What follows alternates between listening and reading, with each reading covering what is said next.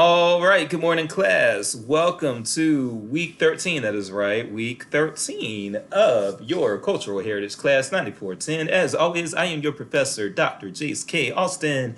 And this week, I know I say this every week, but this week I'm keeping it real. This one is totally going to be less than 10 minutes long. And the reason for that is in part because I'm not going to say it totally so many times that it's going to drag the video out for 10 minutes.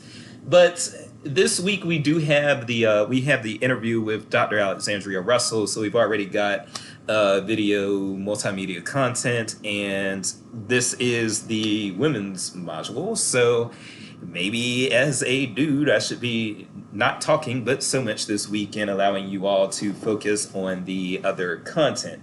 So that's what we're going to have going on. I do want to say a couple of things, and plus also I spoke for 35 minutes last week, so there's also that needs to be corrected. So yeah, we're gonna keep this one under 10 minutes, but I do want to check in, want to make sure you all are doing well. You're all doing well in the class and on the discussion boards and everything, but I want to make sure that you all are just doing well in general. Things are kind of heating up here in Missouri, at Mizzou.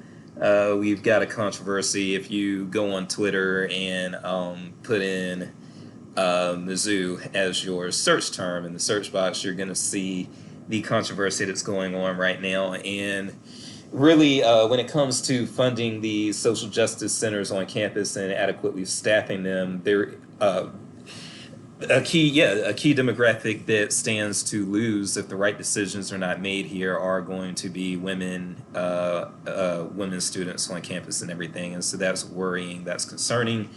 And I hope that the upper administration makes the proper choices. I'm not exactly sure what they're thinking or what's going on right now.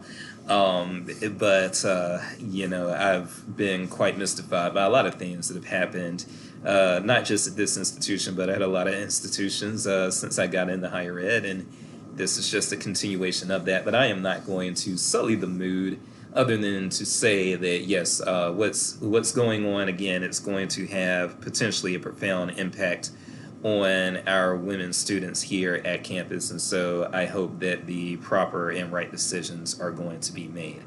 The second thing that I want to say is when that was relevant to the school. Now I'm getting back to the class. Your mini interviews with the cultural heritage workers were due on the 19th.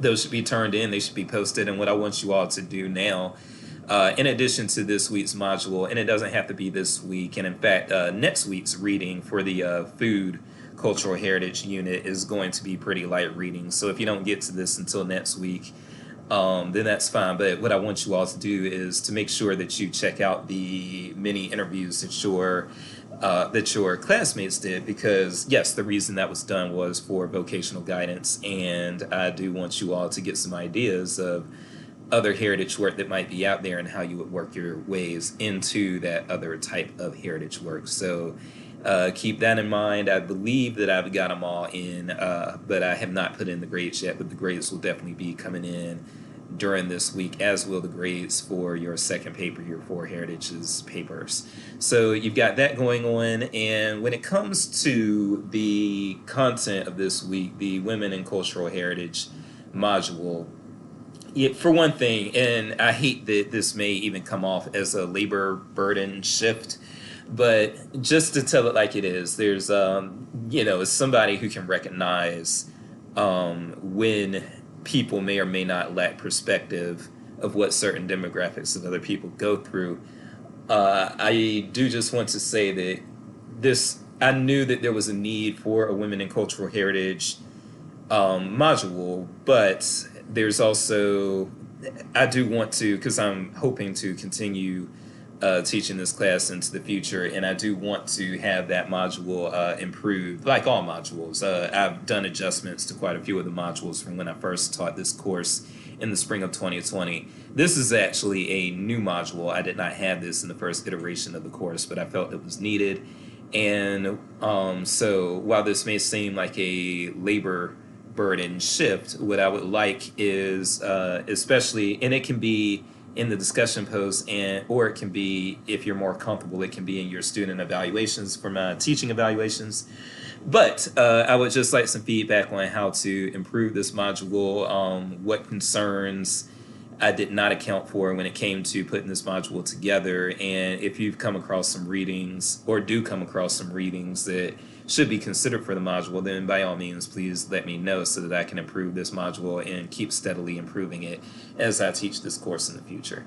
The one thing that I do want to put in your ears is that this is actually an area for those of you who are going to go into research. If you're going to be a librarian at an academic library who publishes research, or if you're going to be if you're going to try to go for a PhD in whatever discipline, that discipline might have cultural heritage implications. That could be history, that could be library science, that could be archival studies, or a number of things.